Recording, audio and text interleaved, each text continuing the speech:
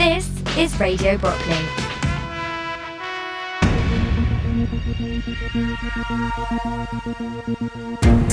Welcome to Brockley News, the programme where we bring you all the information about what's going on in and around the hospital. This coming week is Mental Health Awareness Week. The theme of the week is relationships, and I'll be discussing that with Dr. Declan Curtis, a member of the RNOH Clinical Health Psychology Department.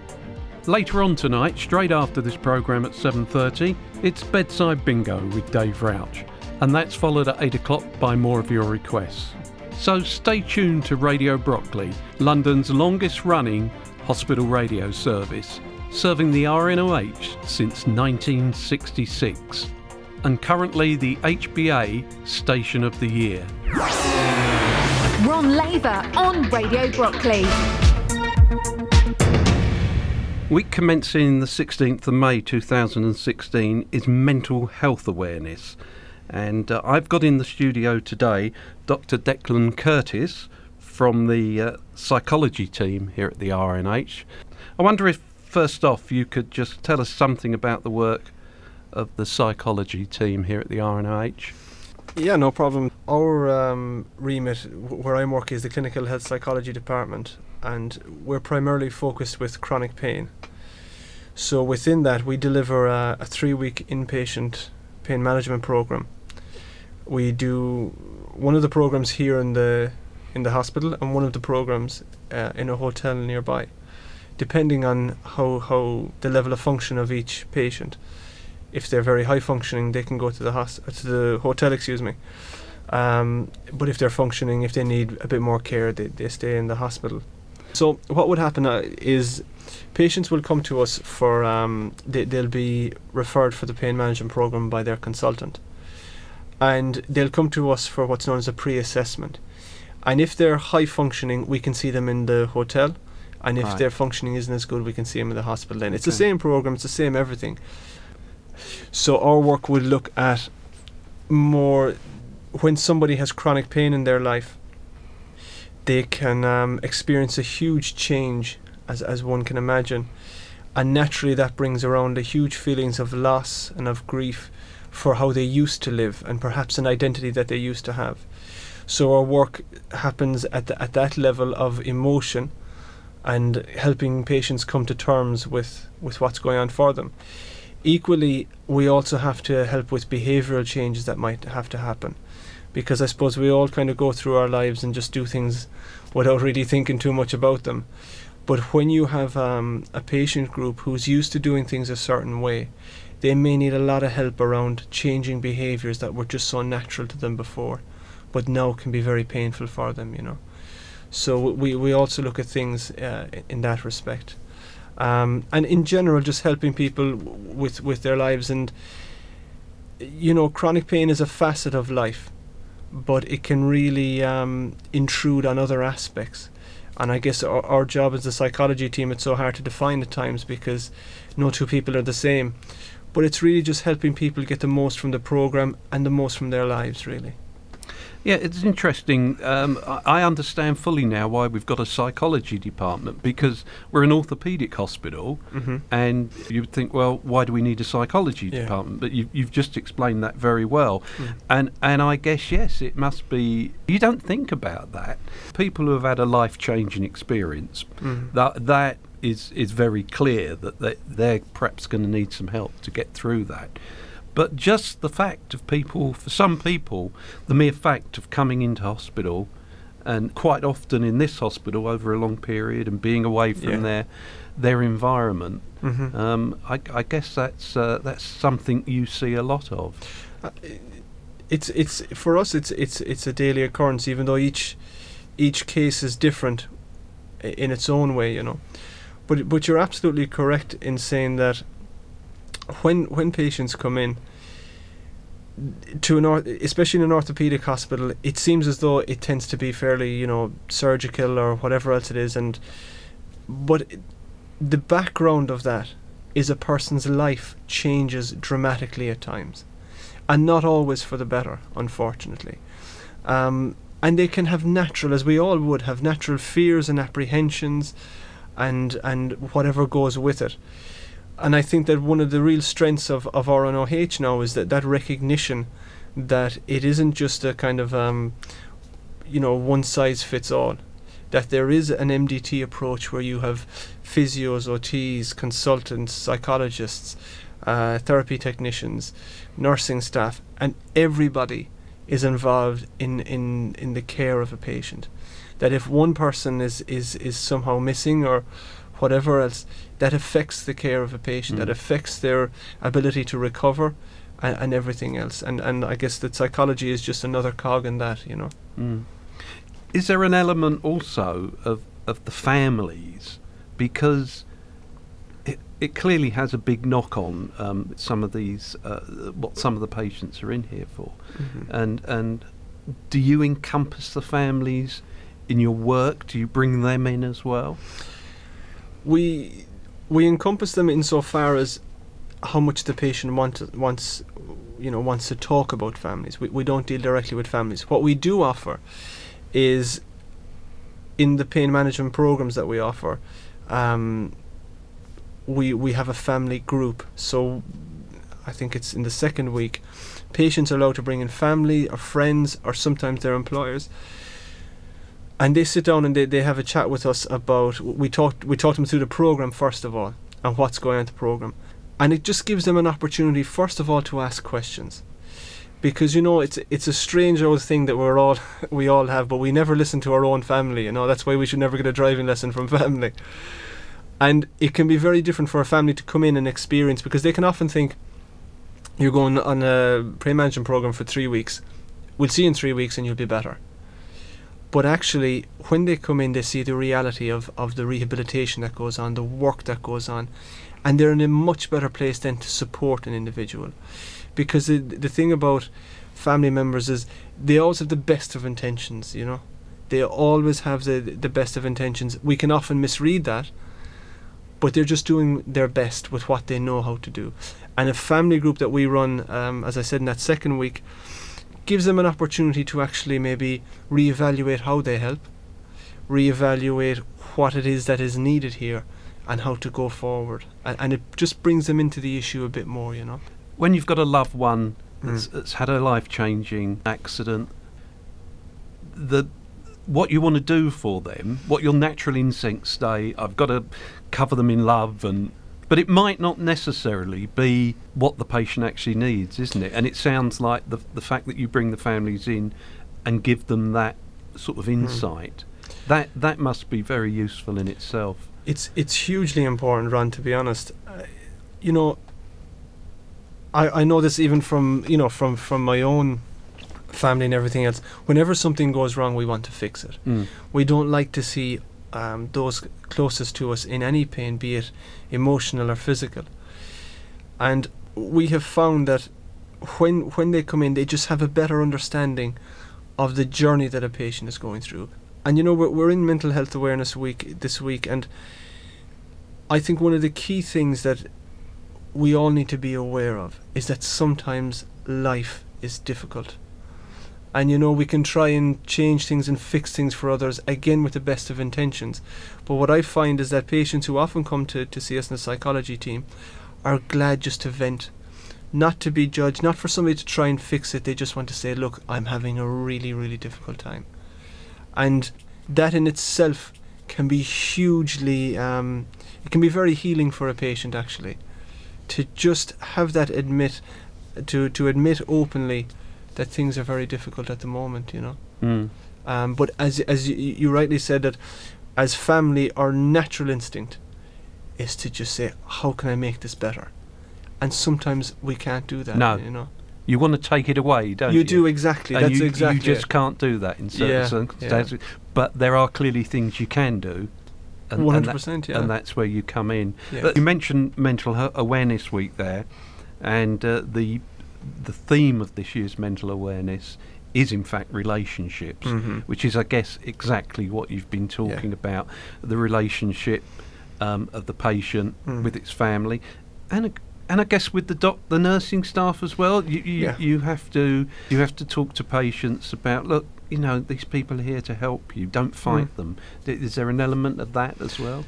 it is a massive facet of it that relationships I could talk to you for the day about, because it's where it's at, There's a very there's a famous psychiatrist by the name of, I say American psychiatrist, he's psychiatrist, psychotherapist by the name of Irvin Yalom, and he always says it's the relationship that heals.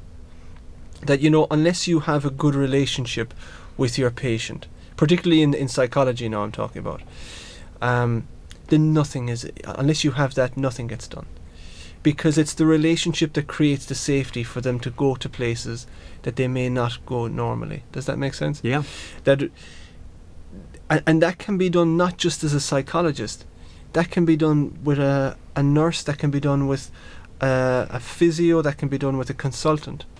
That you find a safety through their presence to then maybe address things that are really challenging at that point, I guess that this goes right across the board, not necessarily in terms of what goes on here at the RNOH, but it's getting people to face their issues, isn't it? And their fears of the future, their, as you say, loss of what they had before. Yeah. And how easy is it to make that relationship with someone for you as a psychologist? And is it something you can't measure? It's one patient you go in and bang, you're there, and they're willing. They've obviously got to be willing to let you in, but other times they're not willing, and that must be really hard work. How long do you have to spend with a patient in a worst case scenario to get them to, or do you ever get to the point where you have to say, I can't help this person? It's really it is probably the ultimate grey area, but there is times where you just have to say this person isn't ready. I mean, the last thing that we do in psychology is bring people to a change that they're not ready for, because people would resent you for it. That we all have friends and family where we look at them and we think, God almighty, it's so easy, we know what needs to happen, you know what I mean? Yeah. But if you point it out to them, you're the worst in the world. And that's because they're not ready to go there yet. That safety that I spoke about isn't there yet. So when it comes to patients who come in, some are ready to change and some are not. And you just have to help a person where they're at. Do you know what I mean? That we can't kind of go down the road of you have to be a certain place at a certain time and kind of we're then determining where their lives need to be at. Instead, we need to say, okay, this is your life, how can I help you with it? And some people don't want to go there, others do. And I suppose, like anything else, you can only work with what you have in front of you, And I guess that's good general advice for relationships anyway, within any family, your friends. Yeah. We all know what's best for them, don't we? We all know that they're not doing it right. But and we've all been in exactly that situation where you say, "Look, your problem is," and that's it. You've immediately lost their trust. They don't want to talk to you about it. Yeah. And I guess that's the skill of the work you do, is knowing how far to go and at what point to say, right, okay, I'm with you on that. Yeah, it's one of the things I always say to patients, when they talk about, let's say, difficulties they have around communication with a partner or with whoever else, and they say, he or she does this, and I told him you, or I told her, and it's there, and I say, take you out of the situation.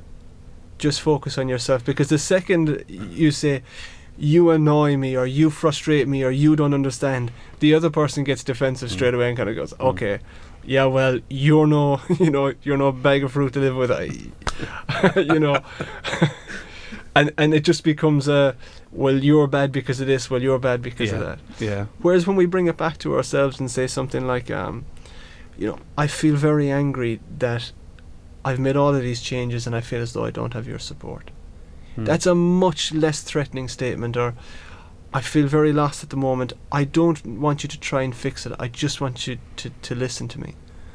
That is far less threatening to a person, and they're much, much more likely to respond in the way that you want. But the second we go on the route of, you do this and you should change this, and it gets the other person's back up, I think.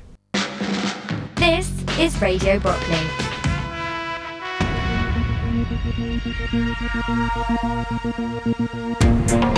For the very latest on what's happening in and around the hospital, tune in to Brockley News every Sunday at 7 o'clock for news, interviews and information.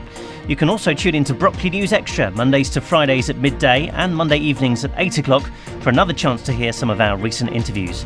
And if you want to keep in touch with what's happening after you leave the hospital, then you can also tune in online at youtube.com/Radio Brockley. That's Brockley News, Sunday nights at 7, and Brockley News Extra, Monday nights at 8, and Monday to Fridays at midday, here on your number one recuperation station, Radio Brockley.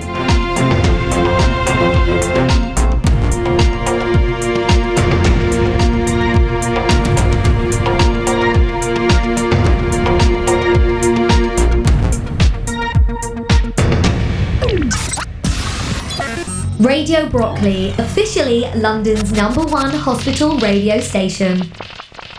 Right now, let's go straight back to my interview with Dr. Declan Curtis. Is orthopaedic work something you saw yourself going into when you studied and became a psychology doctor? Was that a natural...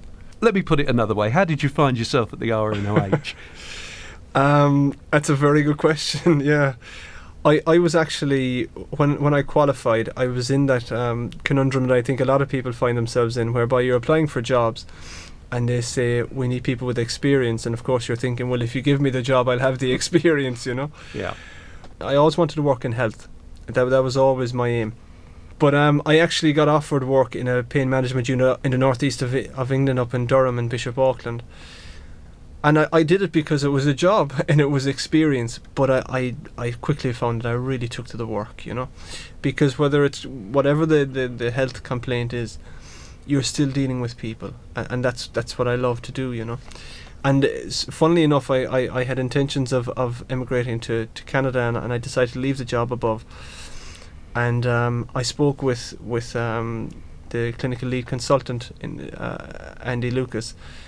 As soon as he started speaking about the hospital and everything else, I said, this is a place I have to go. Interestingly, I actually asked one of the consultants in the northeast, I said, have you heard of the RNOH? And he said, in Stanmore, of course I have. He said, and I said, I think I might have a job there. And he said, you have to go. That's it, you know. So I don't know, do I ever see myself ending up anywhere? But it was a good place to end up anyway. Getting back to the patients again, often when people are depressed, they just don't want to be around people. They don't want to mix. Yeah. They don't want to talk. They just quite often shut themselves away. Yeah. How can you help people like that? What sort of advice can you give to I guess anyone you know, that's going through that with a family member? Mm-hmm. How is the best way to approach that? I think that each situation is unique in its own way, but there are certain things. I think the first thing that people need to know is that depression is a very normal phase of life for all of us. It is not reserved for people who go to hospital. It happens to every one of us at different points in our life. And it's so important to recognize that we don't set up a thing as though there's something wrong with me. I need to get over it. I need to get rid of it. I need antidepressants.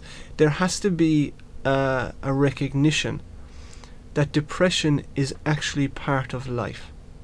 And as I said before, sometimes life is really difficult. You know, if somebody loses somebody very close to them, I'd be worried if they weren't depressed. So I think it's very important that we first of all start from that point, that if you are going through depression yourself, or if you have a family member who's going through depression, that you acknowledge that that's okay, that you normalize it, rather than taking it as though it's an illness or something like that. It is part of life. In terms of actually helping somebody through it or helping yourself through it, the idea of a depression is that you heal emotionally as such. Okay, if I can use that kind of analogy, that if you were to break your arm, the pain you feel is part of the healing. And depression is the same in terms of emotion and healing within.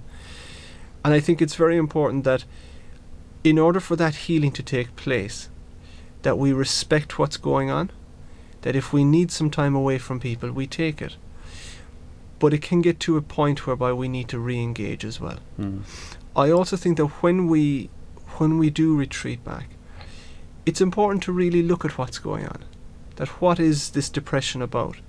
So, for example, there's a wonderful book called Dark Nights of the Soul by an author called Thomas Moore, and he talks about the importance of being able to go into that dark place and come out of it again.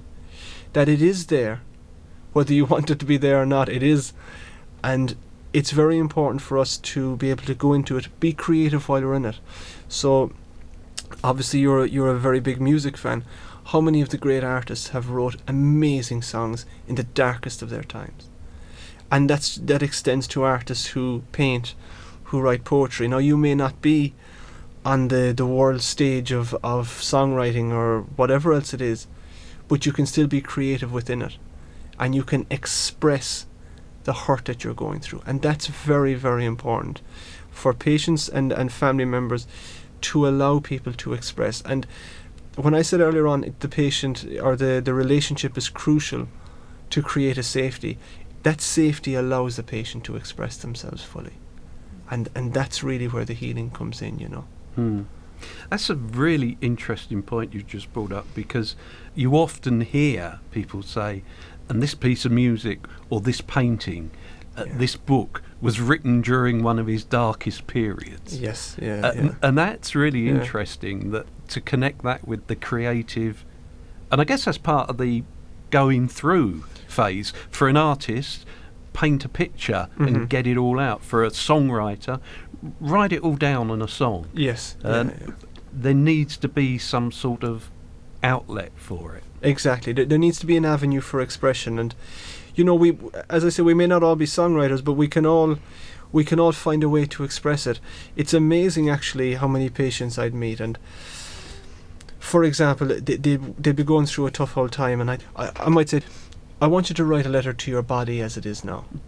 Okay? And it sounds, they look at me like I have 10 heads, of course, but I'll say... You haven't, by the way. I can vouch for the doctor. He's only got one head. Yeah, just the one. And I'll say, you know, write a letter to your body as it is now. And what I'm getting the patient to do then is, they may be very angry almost with themselves for maybe a letdown that they feel that their body has let them down or whatever else. And all I'm doing is, whilst they're in that dark time, is getting them to express and start a relationship with their body then. Does that make sense? That you're essentially engaging a person, rather than kind of just waiting it out for the depression to pass. You then have growth, you've learning, you've self-development within that. And the beauty of, you know, we say depression, I often call it transition, because if you go into it fully and get from it, when you come out of it, you're very different to when you went into it. Going back to when we say, if I tell you, look, the trouble with you is, you're going to go on the defensive. Yeah. But quite often the reason you go on the defensive, in my experience, is, I know I'm like that, but I don't need to be told it, all right? You know? And that's that. In a way, what you're saying there is, you tell me what's wrong with yourself, or tell the paper, tell yourself, and that's a much better way, isn't it, of getting people to admit whatever the issue is, rather than you telling them what's the issue. Now pull yourself together. Absolutely, it's so easy for us all to kind of sit there with the gavel and judge, but to be on the receiving end of that is incredibly threatening. Whereas, you know, in that example I gave, it's much easier to write out, and it can still be hugely emotional for patients, you know, because they'll come back and I'll say, how did it go? And they say, you know, it took me a few nights, or I couldn't stop writing, or I found it, and often ritualistic things like burning the piece of paper then can really free them for it. You know, it's that symbolism that goes hand in hand with growth, especially if they've been through a traumatic relationship or a traumatic breakup. And I'll say, you know, write a letter to the person. Don't send it, because of all things, don't send it now. But if you write the letter and you get that emotion, that true expression, that true feeling out on paper, be it 1 page or 10 pages or 50 pages, and it's just there, it's on the page, and you feel drained after it, you can almost draw a line under it. Mm. And you can burn the paper and say, right, you know what, I'm done. Let's look forward now instead of looking back. When we look at relationships, there is one thing that I think is important, because this area of relationships is so important. That we have a relationship with everything. You know, if you are ill, if you have pain or whatever else, you have a relationship with that aspect of your life.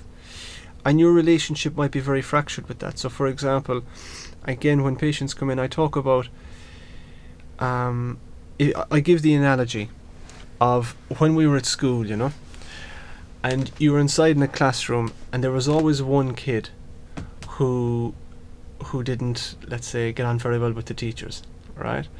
And I'm sure they were often referred to as a pain. And there was always one teacher who they fought with. Now, this amazed me. You know, maybe I'm a simple fella, but this is it. That they fought like cat and dog for years, right? But there was always one teacher who got on with the kid as well, you know. I was always amazed that those two teachers never had a chat and said, listen, what are you doing? Because I'm having real trouble here. But that's besides the point. But we can have that kind of relationship with our pain or our illness or whatever else it is, whereby we fight it and fight it and fight it. And what happens when we fight is nobody wins. You know, nobody wins. I'm going to get the better of it and everything else. And essentially you might say, right, I'm going to do this, I'm going to go through the pain and I'll be okay. And then you spend 2 or 3 days in bed. Whereas I think it's much more important that we come to that place of acceptance and say, this is part of who I am now. I may not want it to be there, but sure, look, we all have bits and pieces about us that we may not want to be there. But accepting that it is part of your life and working with that then. Acceptance is often confused for resignation, but actually acceptance of a situation means you work much better with what it is and you enjoy a far greater quality of life, because you'll achieve nothing through fighting with these things. So when we look at relationships, it's of course important to look at the relationships that we have with our partners, our children and whatever else, but equally it's important to look at the relationship that we have with our pain, with our illness, with whatever else is going on, because the most important relationship that we can have is the relationship we have with ourselves. And when that relationship is kind and it's compassionate, then everything else will come from that, you know. We need to, I think we've an awful habit of judging ourselves very, very harshly in today's society, that we need to be doing this and we need to have a new car and we need to have this type of house and this type of job. And sure, look, aren't we fine how we are? That's a really powerful message, and yeah, I think most people could relate to what you've just said. Yeah. Thank you very much, Declan. It's been a really interesting chat with you. It's been a pleasure. Thank you very much. And just to remind people that week commencing the 16th of May this year is Mental Health Awareness Week, and I've been speaking to Dr. Declan Curtis from the RNOH psychology team. Our thanks there to Dr. Declan Curtis. And that's it from this week's Brockley News. Dave Rauch up next with Bedside Bingo.